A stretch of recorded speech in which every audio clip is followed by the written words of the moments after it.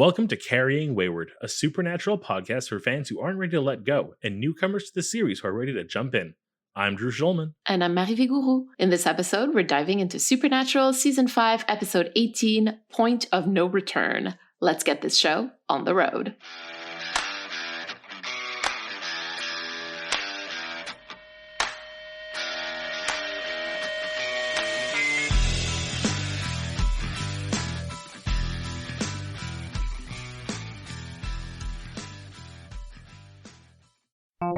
Hi everyone. Due to the nature of this episode, we will be discussing suicidal ideations.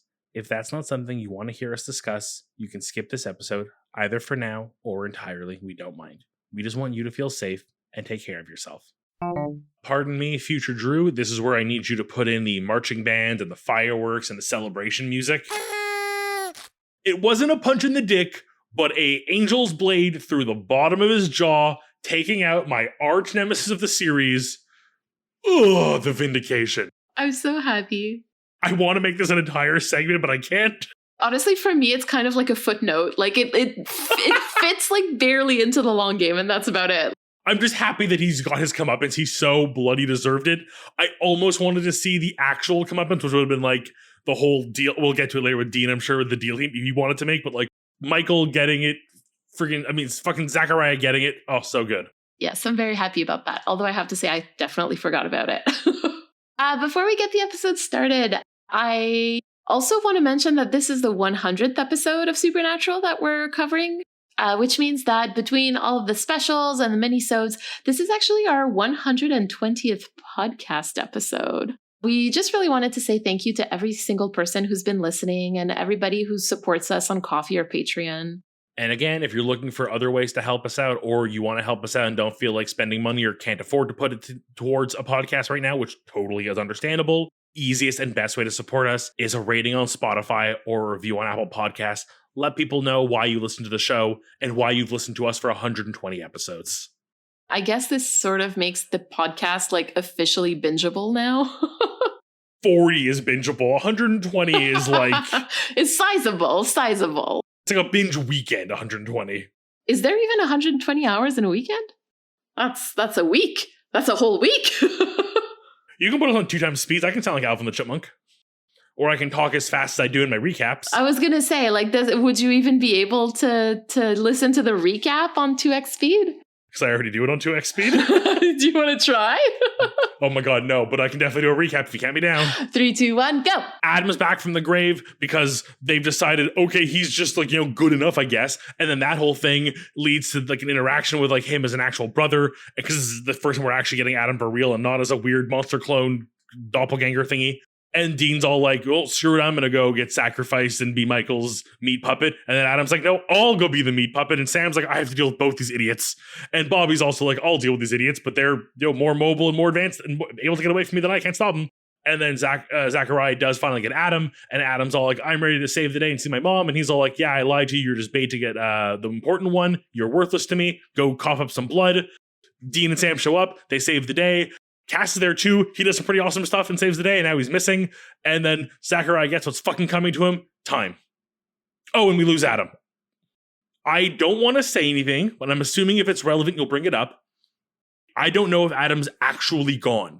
That's the whole question at the end. Because it's a question that's left. Like, it's not for sure. There's the part of me where I would expect you to be like, okay, well, Adam's just like, that was it. He was back for an episode and he's gone. Or like, he's in the ether. He's now just like a piece on the chessboard we're ignoring for a bit. Until who knows what happens. Honestly, this one I'm just going to leave open because we don't really know at this point. But shall we head to the long game? Because I'm sure there's plenty of things I need to be reminded of. So like you said, Adam is back and, like back from the dead back, meaning that this is actually the first time that we really meet Adam and not like Ghoul Adam. Basically making him like a true Winchester, like coming back from the dead.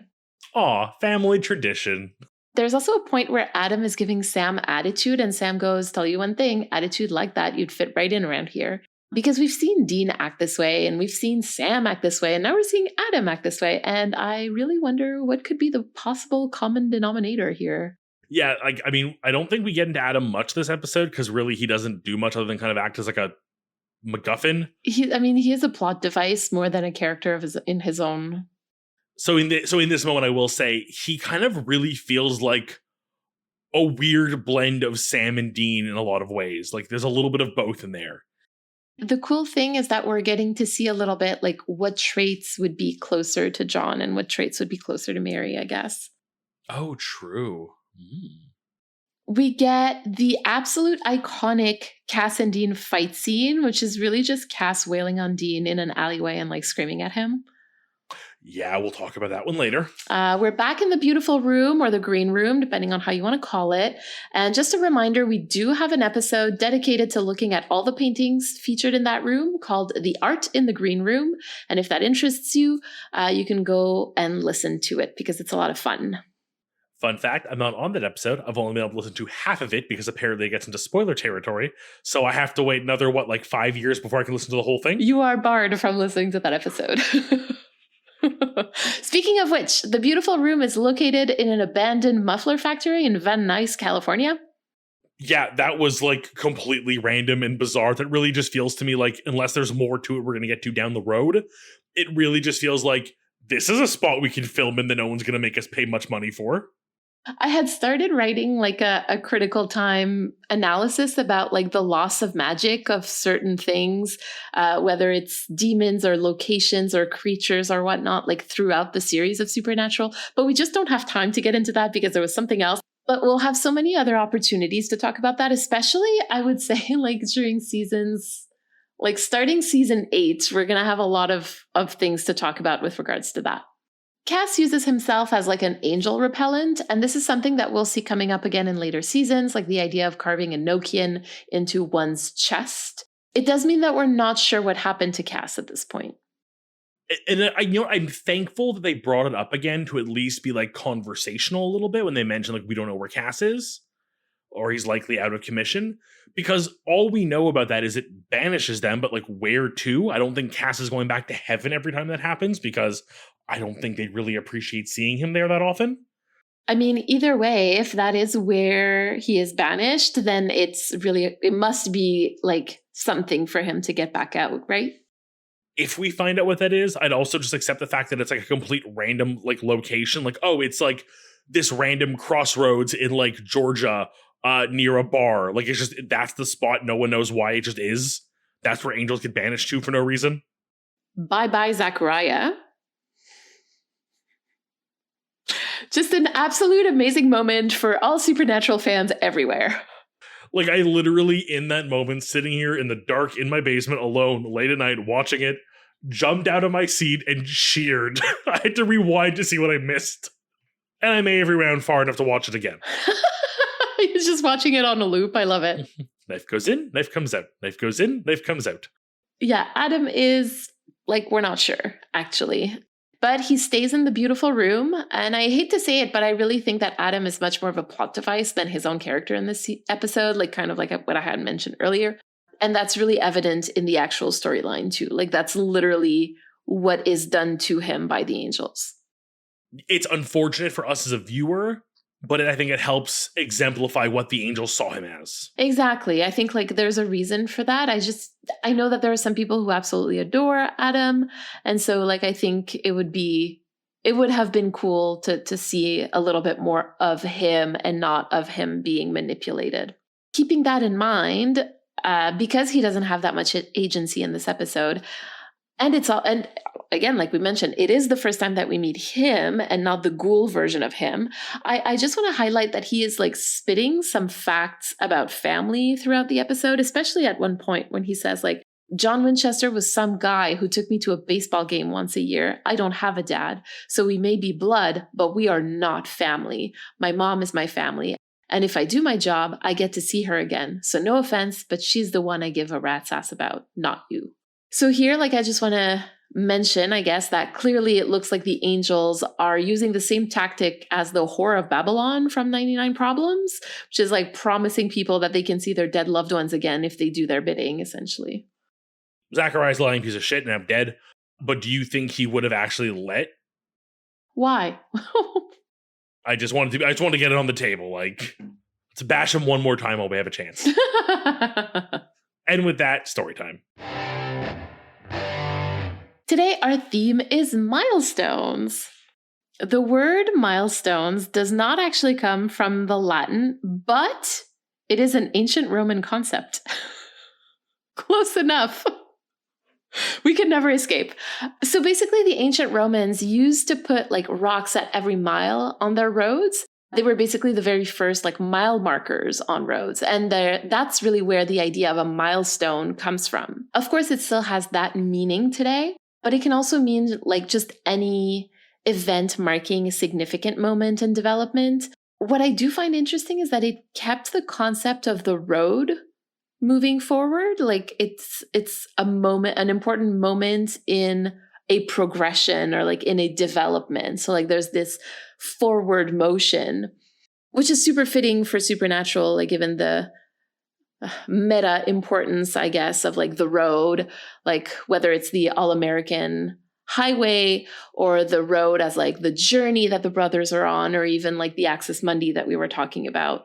So this is the 100th episode, milestones. I think we can go ahead.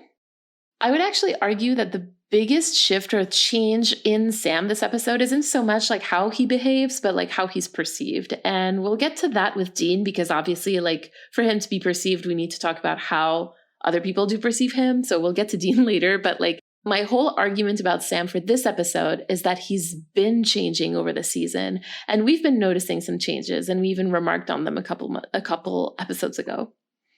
He has become a little more altruistic. He's stopped doing things as an attempt to like save himself or make himself feel better or make himself like karmically balanced. He's actually doing the good thing because it's the right thing to do. I feel like there's kind of the pessimistic side that he's kind of like accepted that he'll never like fully balance out, but that he can at least do good while he's here. And we finally see him at a point where he has really become a Sam who is altruistic, is the best word for it, in my opinion. For me also, it's how on the ball he is, especially in this episode. Like he's really seeing things for what they are. I'm thinking about like that moment where he says, look, no way. After everything that's happened, all that crap about destiny, suddenly the angels have a plan B. Does that smell right to anybody? No. But at this moment, everybody is pulling in different directions. Like Dean is telling Cass to blow him. Cass is completely silent after that. And so is Bobby, actually. And Adam is trying really hard to leave Bobby's house. Yeah, you got a lot of players who don't want to play, or they want to play their own games. Dean and Adam are literally pulling Sam in different directions, but he's really staying focused on like the patterns that he's seeing. And to me, like that's a very Sam thing. That's one of the things that I really love about this character, actually, that he's really able to discern and like judge what is happening in front of him. Yeah, this again kind of brings up the whole like Sam is always right joke, the sense that seems to become more accurate the better of a person he's being. So like now that we're seeing him become more altruistic and less self-serving, he's often a little more analytical and he's a little smarter. So that always being right thing is starting to pay off a bit more. What do you mean always right? Basically, this season, anytime he's had a hunch about something or anytime he's like questioned something, he's generally been in the right. I know we've joked that Sam is always right before, and it's kind of been a cute thing we said, and I think we clearly disproved that with some demons. For me, whenever I think like character is always right, I think Dean. Because of season 4, because of the way that like he's able to read like situations. Season 4 to me is like where we like lost that jokey catchphrase with Sam because he was so incorrect. And I think we're finally starting to see it kind of reemerge. Now that he is no longer self-serving, he's like kind of doing it for the good of the world. He's letting his smarts work for the world, not for himself. He's back to kind of being right. You know, there was like this tipping point where he feels less like the sidekick again. Which is very strange argued between him and Dean because it's always sort of felt like they were supposed to be equals, but Dean clearly always was the leader, and I think the whole parental role he played kind of had that moment. But like this week, I think we've been feeling it. There's been hints of it, but this is kind of the milestone for Sam, where I feel like he is now putting his foot down as an equal and not as someone to be protected. I completely agree with you. I also really loved that, like on a more, like on a less serious note, I really love that Sam had to deal with like Sam level sassiness from Adam. Yes. Like I liked that it sort of put him in the position of actually being a big brother and having to deal with a younger, less experienced point of view who thinks that he knows everything. Because like that's what his dynamic with Dean had been for a very long time. And so like he's getting to see what that feels like. He's getting like that tiny sneak peek at what Dean has had to deal with for the past 26 years or so. And I think it's important because he also gets to interact with Adam when he's in a completely different headspace than when he had previously thought he was interacting with him in Jump the Shark. And I think that you really see how much Sam has changed between those two episodes when you compare the two interactions. Interesting to like look back at those interactions and really kind of see the difference. I think a bit of a writing tool here was giving the giving the like demons are real, you know about them card early to Adam, so that was kind of out of the way so they could interact more honestly with each other. But I also feel like in the world of milestones, it's kind of like a symbolic milestone here a little bit in what I'm describing as kind of this evolution for Sam into not the little brother, but to the equal to Dean, or that's kind of like where I feel like he's reaching or has reached in this episode. That one of the things he would have to do to earn that is deal with an annoying little brother. Like, you can't be equal to Dean until you've dealt with all of Dean's trials, and this is one of them, clearly. I like that a lot, actually. And I agree. I mean, that's basically what it is. And I think that, like, the past few episodes have been, like, I mean, you called it very aptly, like, the trials of Dean, I think is what you said, or something like that. But yeah, I think, like, the past few episodes for Sam have been, like, an exercise in empathy with Dean. Because he's never really, I guess, stopped to think about Dean and like his role in that family dynamic. I think he was very concerned with his own, which is totally fine. It's like the normalization of it a little bit. To be completely candid and off book for a minute, I actually had a interaction with somebody the other day talking about just like growing up and life and just like, it was my new hairdresser. We're just shooting the shit and getting to know each other. And she made a comment about growing up with a very like significantly huge age gap between her and her eldest sibling, and how her eldest sibling was very much a parent to her and her siblings. I tiptoed around it because I felt weird trying to like outright say, we do a podcast where we point out how terrible parentification like this is. Because for her, it was a totally like normal and positive thing. So for Sam, who's never known otherwise, you know, we on the outside looking in understand how terrible it is and the trauma associated with it. But to Sam, it's normalized. And so I think that this is like an exercise in kind of like putting that back into question and being like, hold on a second, like this is what you've had to do since you were 4 years old. Wow. Okay. I think that that's kind of like where we are for Sam. And I think we also need to talk about like the generational curse breaking that he's doing in this episode, like specifically with regards to that. Like the fact that he takes Dean with him to the beautiful room, knowing that Dean is tempted to say yes to Michael. And like he tells him that like he knows that when push comes to shove, he's going to make the right choice. Like this is something that was never afforded to Sam. And I think that's why it moves me so much, because he was never encouraged to make his own choices, never trusted to make his own choices. And he actively chooses not to reproduce that when he's in a situation where he easily could. He could have said like, no, Dean, you don't get to make this decision. I do. And I would understand if he had chosen to do that, because I would understand that it's like a response to the stress of the situation. But he very courageously chooses not to do that. And so I love my tallest bean for that. This, again, with the term of milestones, is very much a milestone in the Sam redemption arc of proving that he is still a great hunter and a great person. And like, I 1000% in that moment where he turns to Dean and like, Dean's like, well, it's clearly a trap. And Sam goes, I know. I was going to go, so you're not coming with us. And then he goes, but you're coming with. And I was like, excuse me? Like, I'm actually taken aback by this. And then like, obviously looking at it now, you're 100% right. This really was Sam saying, I'm breaking this chain. I'm not going to do this. I know better than you thing. He's no. You are amazing and you know what you're doing, and I trust you implicitly. Yeah, I feel like he's basically at a point in his life where like he no longer makes reactionary decisions, which is like huge for anybody, really, but especially for somebody like Sam with the kind of trauma that he carries. I'm shocked of all things that we did not get the incredibly obvious line in this episode, which would have been after Dean's "I don't trust you," or "I don't believe in you." Sorry, was the line Dean used? I was expecting Sam to turn around and give it to Dean, saying like, "Well, you may not believe in me, but I believe in you."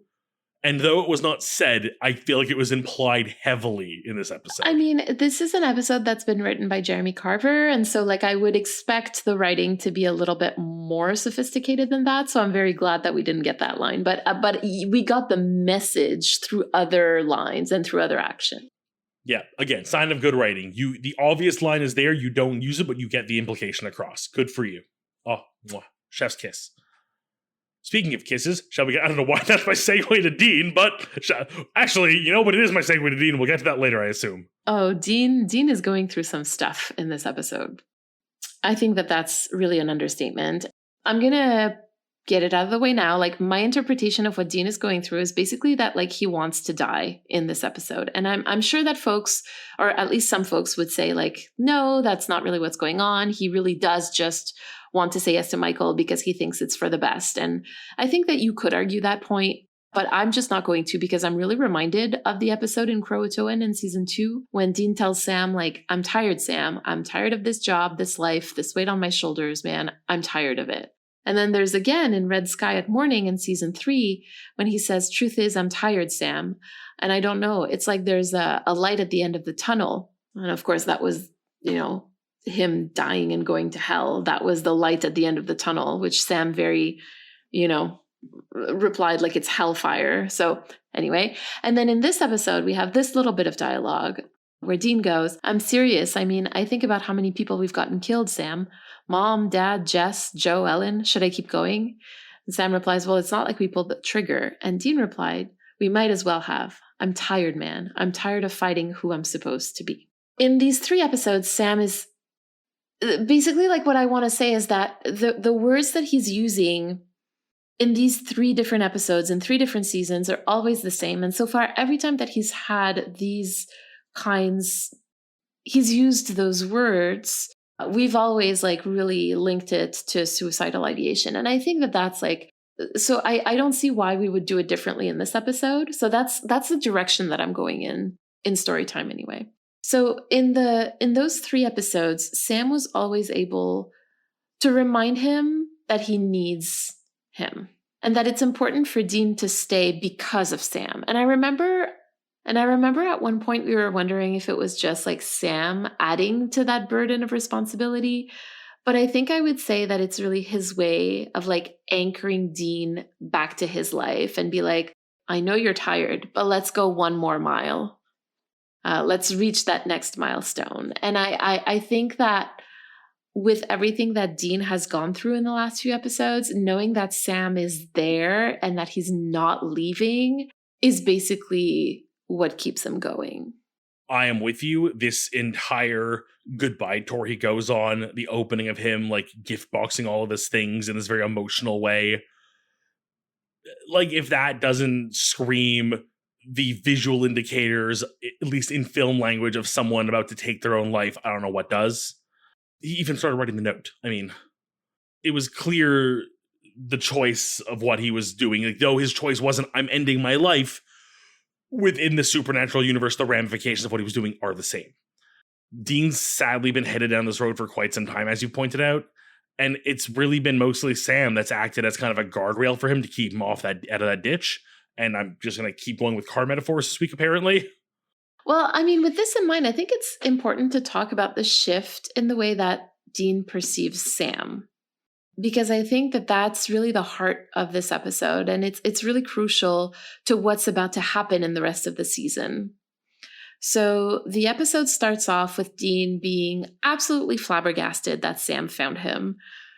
But Dean has found Sam multiple times when he was hiding. He also makes a comment about how, like, Sam can stop him if he's not hopped up on demon blood, which, like, personally, I found a really cheap way to try to get Sam to get mad, but, like, it is what it is. That's just Dean who's hurting. Sam did find him, and he brought Cass with him to make sure that like they could bring Dean back to Bobby's. And I think that those two things are kind of hinting at the fact that like Dean is completely underestimating Sam. Like, I kind of see two angles of this, and I don't think either one is clearly the correct one, but I do want to cover both real quick, which is it really him doubting Sam could find him the way that he's been able to find Sam, like underestimating? Or was it letting Sam find him because there's part of him that I feel like if Dean really wanted to not get caught, he would not do the usual things that him and Sam would do. Like, it almost feels like he wanted to get caught, which is a weird implication to kind of change how we're viewing things. It doesn't really work, in my opinion, with the way that like Jensen is acting out that scene. There is genuine surprise there. It's not like, oh, he found me, or like, oh, he found me. Like, there's no relief. It's just surprise. So that's why I didn't go there.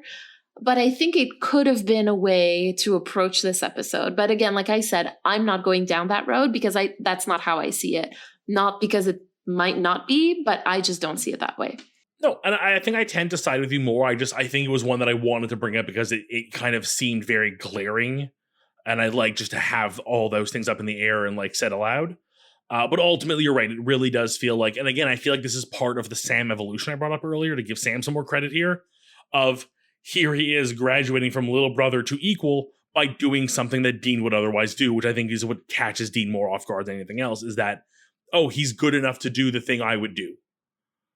Because clearly he's done it before. And even going as far as outsmarting him in the, I didn't bring demon blood, but I brought your angel boyfriend to kick your ass. Sam is on the ball. Like, let's talk about the moment where Dean says that he doesn't believe in Sam. He says that he thinks Sam is going to abandon him, like either for demon blood or being seduced by power. Mentions a demon chick, but really like that's what it is, like seduced by power. And I think that the fact that he was like just reminded in Dark Side of the Moon of the times where Sam left him during their formative years is playing a really important part here, because like Dean has this really deep-seated fear of abandonment. And like right now, to quote Dr. Taylor Allison Swift, with his depression working the graveyard shift, he's just completely terrified. I love that you did that. Thank you.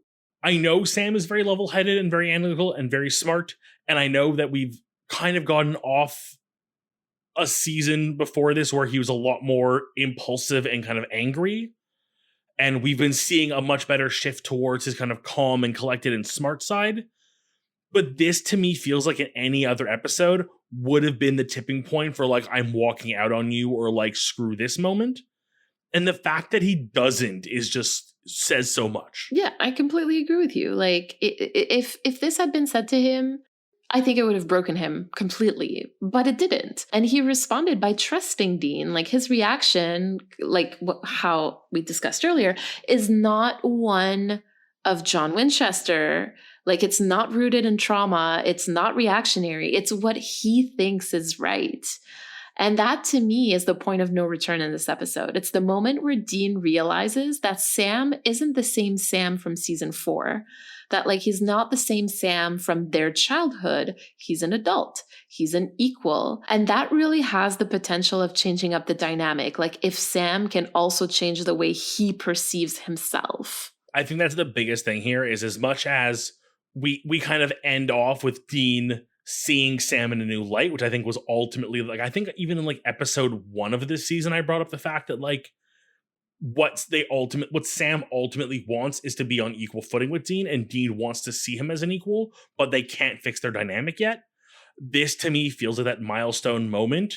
This to me feels like you said, the point of no return of Dean now sees Sam as more than just a little brother. He's now graduated him to this like higher level, but Sam also sees it in himself.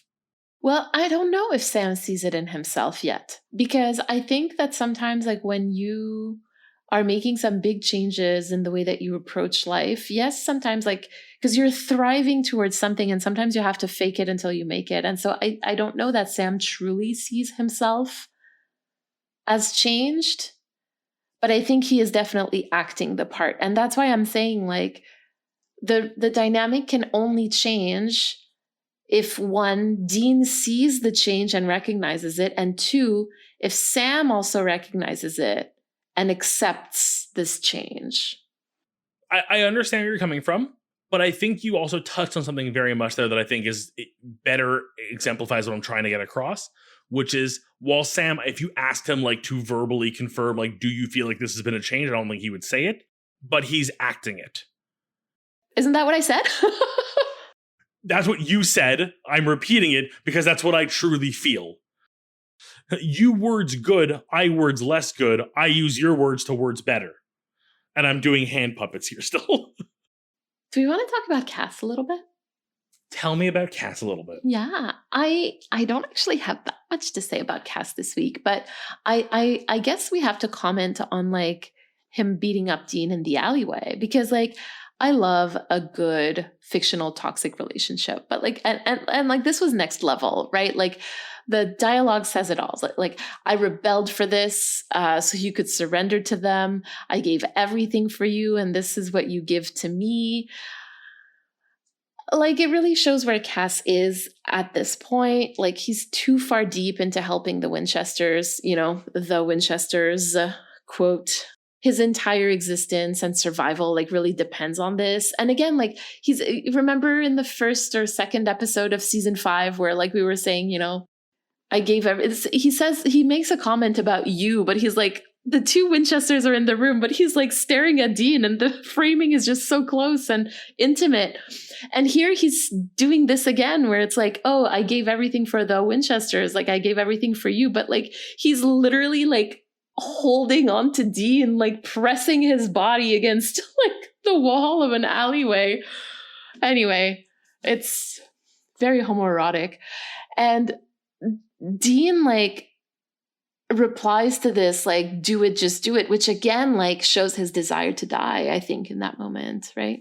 This is also kind of what made me think about the point earlier with Sam where he kind of like wanted to be caught theoretically or potentially, that like he wants to be stopped from doing this. Like he thinks it's the only option and he wants to be stopped. But I think this one more so is more of I just want it to be over, whether that be giving myself to Michael or something else, just end it, which is way more difficult. Yeah, because that's the thing. That's what makes me say that it's not really about, saying yes to Michael. It's about ending his life. And here's the thing. It's not, I don't think he truly wants to end his life. I think he wants to end his suffering. And those are obviously separate. Sometimes people think that the only way to stop suffering is to stop your life. And there you go. That's where we are for Dean. Like we've seen him go like nuts on angels. Even in this episode, he takes quite a few of them very impressively.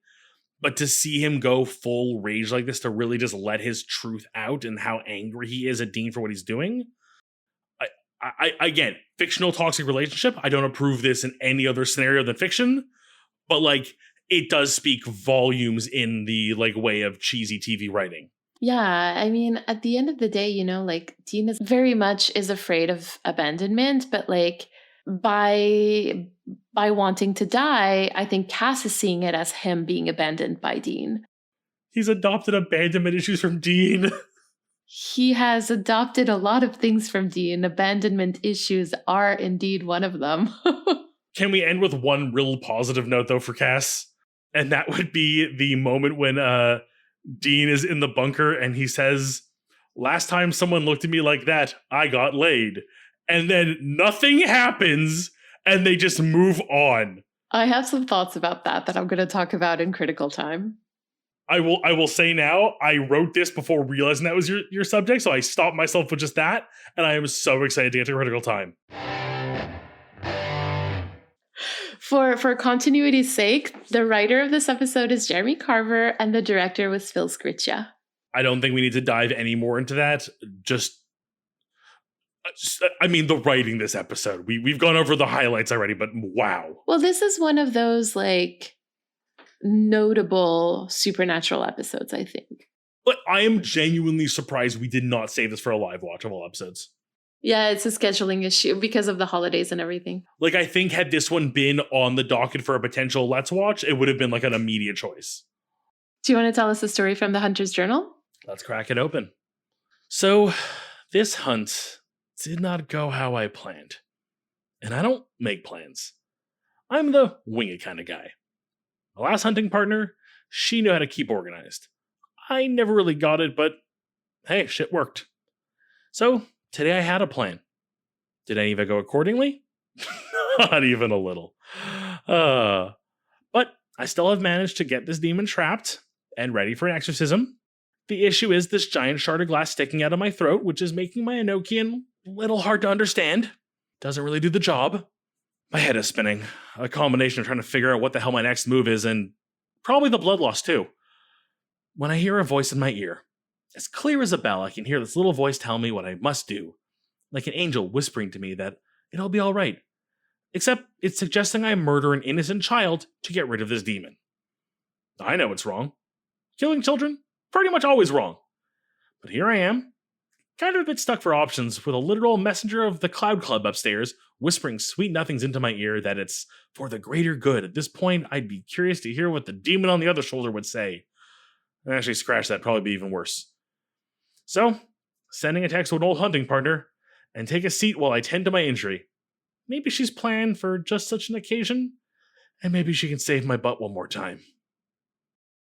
No hidden message in this episode.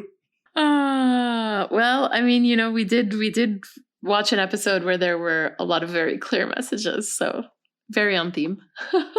And I believe there's a very fun section coming up now. What do you have to share with us this week? Well, listen, I feel like I blabbered on a lot in story time, so I want to keep it short and sweet for here. But Dean is really openly sexual with Cass in this episode. Just snaps all around. But it's true, in a way that we don't usually see in Supernatural. Because not all, obviously, but a lot of the things that we notice with regards to the queer coding of their relationship, it is in the subtext, right? But this is really in the text. Bold and underlined. Bold and underlined. There's the whole all right, you know what? Blow me, Cass. And then there's the, well, Cass, not for nothing, but the last person who looked at me like that, I got laid. And then there's also the moment in the alleyway, which I know is not inherently sexual, but really gives off massive homoerotic vibes where he's beating him up. So anyway, this is an unusual episode, I think, in the way that Dean is openly saying sexual things to Cass. If I had to explain it in universe, because obviously, I think people know at this point that to me, this relationship is a queer romance, to begin with, a queer sexual romance. But anyway, if I had to explain it in universe as to how Dean is feeling in the moment, I think I would say that since Dean is in the moment where he wants to die, he doesn't really care all that much about the repercussions of what he's doing. So he's what's the worst that's going to happen? That he's really going to blow me? Maybe that's not so bad after all, So if we go back to this line about being tired of fighting who he's supposed to be, I know that this has to do with the status as Michael's vessel, but as a queer person hearing this line, I can't help but think and read it as him wanting to be his authentic self. And part of that authentic self is queer. It really has that vibe of I'm removing my filters because I don't care anymore. There is no repercussions because after tomorrow, I'm a meat puppet and this is all over. It makes sense to me that to put it into a more realistic scenario, who here has ever left a job they really didn't like and they knew they were burning that bridge, so they got to, speak their mind a little bit or kind of give people the, say the things they wouldn't be normally saying because there was no repercussions. So we know that Dean tried the end of the world line with Last Night on Earth line with Cass. So I feel this is just a different version of it. Oh, yeah. No, I think this is very much very similar vein. Do we want to go listen to what our community has to say? Let's go. This week, we have a message from Karen. Before we listen to it, we want to remind you to send us a 3-minute voicemail. To respond to anything we discussed today, you can use the recording app on your phone and just email us a recording at carryingwayward@gmail.com. We also want to remind you that Mary and I will be answering the question, what do you think of Sam saying he was wrong to leave Dean every single time? For our Roadhouse patrons and coffee supporters on our Impala Talk. Hi, Marie. Hi, Drew. My name is Karen. And hi everyone else as well. My name's Karen. I am calling or messaging you, I guess, from Central Canada. I am coming your way very soon. I'll be arriving shortly after Pride, unfortunately, to visit a friend for a week who they are working on the new Scream movie. So fingers crossed I get to at least visit the set. It's unlikely, but fingers crossed. If you have any secret gems you'd like to recommend about Montreal, I would love to take them. But I'm not actually sending this for recommendations. I'm sending this to talk about Supernatural. In particular, Busty Asian Beauties. So a couple of years ago, in one of my rewatches, I think it was the one in preparation for the finale. I sort of made this just like connection. I don't remember what triggered it or where it kind of came from, but I started thinking about John being a Vietnam vet and Dean's obsession with busty Asian beauties. In having grown up in the 80s and 90s, Dean learned about sex through media, likely through one random sex ed class he may have managed to attend where they put a condom on a banana, but he likely got exposed to it through his father's porn collection, which, is a pretty used trope, particularly through media, before the internet, and internet porn became a whole thing. Young kids, particularly young boys, would steal or sneak to look at their father, their uncle, their older brother's porn collection. John fought in the Vietnam War. John went on leave from the Vietnam War, most likely, and spent time in Asian community, in cities in Asia where, American soldiers fetishized women, where they were used as objects, as sexual, it's awful. But you can't tell me that he didn't come back home from Vietnam and suddenly have this interest in magazines like Busty Asian Beauties. And you cannot tell me that Dean did not get that obsession and that fetish and that, interest in Asian porn from his father. That he didn't learn that behavior in the same way that he learned so many other things about, being a man and how to be the right kind of man from his father. And that includes that exploitative talk of women, the using them, the way Justine talks about women. You've talked about it, that it's very like intense performance of masculinity, and I just really kind of enjoy making that connection because it reminds me of how Dean really is so much a product of his raising. And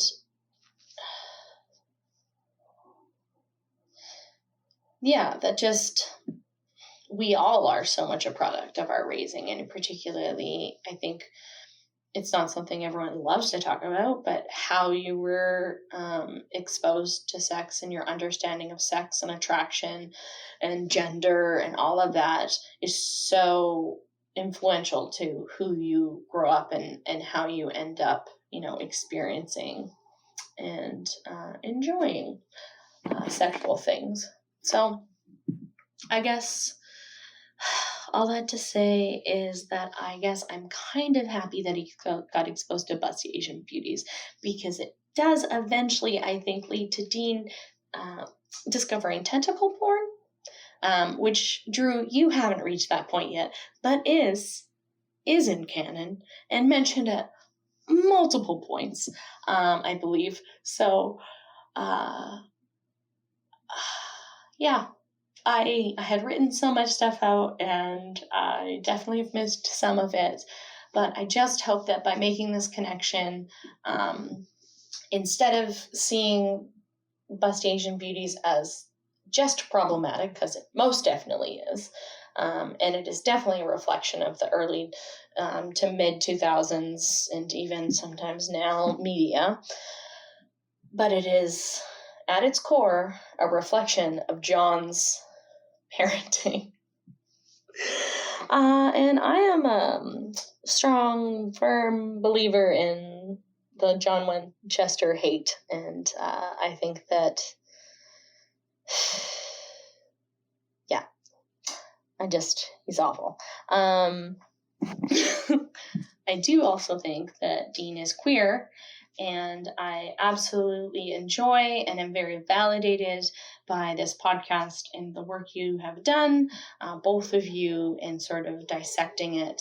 I love a good media dissection, and having a place where I can go and hear a lot of the thoughts I've had explored more deeply is wonderful. It is also incredibly validating to have somebody who hasn't watched the entire series start the series from the beginning and see all the stuff that we have been talking about, because we are not crazy. They definitely queerbaited us. And while sometimes it was more of a queer coding, like and for a lot of the other characters, for Dean, I will argue that it is queer baiting, because while there is queer coding, they never ever intended to have anything come of it, and they just used us for views, or ratings, as it would have been. Yeah, that's not a great note to end on, but it is the one I will be ending on. So thank you for everything you guys have done. And I look forward to hearing way more. One thing I definitely look forward to hearing is whether or not Drew has started 4-letter word, and his thoughts on it, because that fic was kind of life-changing. Yeah. Cheers. Hope y'all are well. That was the most entertaining voicemail. I'm gonna let you start. I'm gonna work backwards a little bit. 4-letter word. Read the first chapter. I really need to start carving out some more time. I feel like I have so little time for things I want to do that I don't want to say it's homework, but any other side things, picking up a new read, I really need to dedicate a day to. Mary's gonna flip when I say this. I finally watched Knives Out. What is that movie now? A year and a half old? I finally watched it. Knives Out came out in 2019, my dude. My example of how bad I am at keeping up with media that I want to keep up with. But again, it's on the list. I'll get there eventually. I really want to read the rest because I did love that first chapter. I got Mary the Smut Peddler here. I gotta enjoy the smut she peddles. Speaking of smut, let's not speak about that. I just gotta say, Mary and I listen to these voicemails on mute with each other, so the only thing we have is visual communication. And I was just laughing, and she's like, "I know where you are," and I just did tentacle gesture. I was like, "Yep." I don't want to say I can't wait to get to that point to figure out what the connection is or how we learn about this from Dean, but I also genuinely am curious to know how this comes up. But all of this, I feel like I've rambled so much, and this is such a good voicemail. It's already such a long episode. I just want to get right to the point. A beautiful voicemail, very well said. I think there is so much validity in what you said. I agree completely. It makes so much sense with the timeline and what we know of John. And it really is one of those, we've discussed before, how, again, myself growing up male and cisgendered, there was a lot of my upbringing that I had to unlearn or I had to actively realize was bad to fix, because I have a father who, while is a great man, very much grew up in that, air quotes, at that time and that generation. There's still things he does that make me cringe, and the only thing to do is to try to educate and get around it. And I was lucky enough that while I was raised that way, I was able to unlearn a lot of it, or not let it, affect me in a negative way. But I think this is where we do see it in Dean is from John. You are right. I have learned that the saying is true. You are just one fic away from unlocking a new kink. tell me, sorry, you've seen that TikTok filter of just like that I think a lot of guys tend to use it, where it's like a clip of a woman doing something not implicitly sexual, but like very attractive in some way, and then it just cuts to the guy, and then the like little like pop up of like new fetish unlocked. I mean, sure, yes. I haven't seen that. That doesn't pop up on my For You page. Oh, I've gotten a few of them here and there. The hetero relationships do not pop up on my feed. Oh, I've also seen like the queer version of it too, I'll just say. I really like this idea that like the whole Busty Asian Beauties actually comes from, a vestige of like John's time in the Vietnam War. I had never really put that together, and I think it makes a lot of sense. And to kind of address like your comments about sex ed as being lacking in schools, in last semester, I took a class that was called Gender Identity Development, and that was one of the things that we talked about, like the role of curriculum in schools in like supporting healthy and diverse like gender identity development for students. Dean was born in what, 78? I think he's 10 years older than me, right? Like to begin with. And I was already like, I found that in my time in high school, like sex ed, kind of like what you said, Karen, was very like, oh, this one time there was a condom that was put on a banana kind of thing. And that was very lacking. That's the maximum that Dean would have received in terms of sex ed, with probably some abstinence teaching, which, if we're looking at the kind of evidence that exists in the literature, like that is just not enough to be able to teach kids like safe and consensual sex. Sex ed actually starts with very age appropriate, like consent, like who you can become, who you want to become friends with. Like it should start very young in order to be able to talk about consent within sexual relationships when children become adolescent. So anyway, that's a whole other can of worms, but just to say that, like, yes, this is very, very important. And again, the fact that like Sam and Dean moved schools so often probably didn't help with this whole thing, because they were probably in conservative areas where it was an abstinence only policy, if at that, right? So that definitely has an impact on children in the way that they view their own gender. And I think that what you said about being the right kind of man really comes into play here. So thank you so much for bringing all of this up with us. It was a really lovely voicemail. It was phenomenal. Thank you for this one. Do we have any reflections and call to actions this week? Oh, I sure do. So I don't think it's appropriate to say that my reflection this week should be revenge is sweet in reference to Zachariah. That seems like a really negative thing to take a positive note from this episode. There was something else in this episode that I really did click with, and it is that seeing Sam's kind of newfound belief in himself. I know we kind of talked about how he doesn't necessarily exclaim that he has reached this new level of his personhood, but we see it in him. As much as we never uttered the incredibly cheesy line of like, well, you might not believe in me, but I believe in you. I think the more important unspoken line here is that Sam believes in himself. And I think it's just important to remind yourself of that sometimes. You know what? I'm doing really good. I'm really happy. I believe in myself. And I don't think I should be ashamed of that. I don't think I should have to remind myself, but it's good to do once in a while. And just a general vibe of positivity and like realizing your self-worth is important. Yeah, absolutely. Thank you so much for sharing that. Yeah, so I'm very much called to action to be better to myself in a emotional language type of way. And yourself, my dear, what do you have this week? Honestly, this episode makes me feel called to let go of things that no longer serve me. Like particularly when it comes to like the way that I view other people, like allowing people to change and allowing myself to trust them enough to see this change.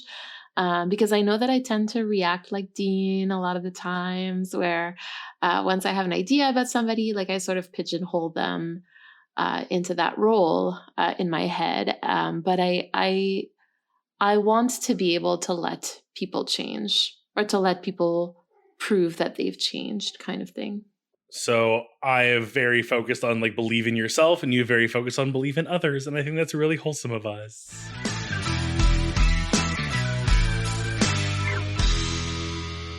You've been listening to Carrying Wayward, a supernatural podcast produced by Rochelle Castellano, hosted by Drew Schulman and myself, Marie Vigourou. Thank you to our bunker patrons, Katira, Elle, and Jeremiah Thomas for their generous support. This week, we'd like to thank Karen for their message. Follow us on Twitter, Instagram, Hive, TikTok, and YouTube using @CarryingWayward, and leave us a rating and review on your podcast service of choice. And don't forget to join our Ko-fi or Patreon for perks and extra content. You can use the link in all of our social media bios or go directly to carryingwayward.com. Carry on, our wayward friends. Mwah, mwah. Fluffy. It's just a fluffy baby. Just a fluffy baby. Look at him. He's got just the a wee little Batman fluffy. ears. just a wee little Batman. Literally a wee little Batman. Like, I'm just saying. Oh my That's who gosh. he is. My love. Oh, he's making biscuits. Oh, he's He's making big biscuits. Look at the biscuits being made.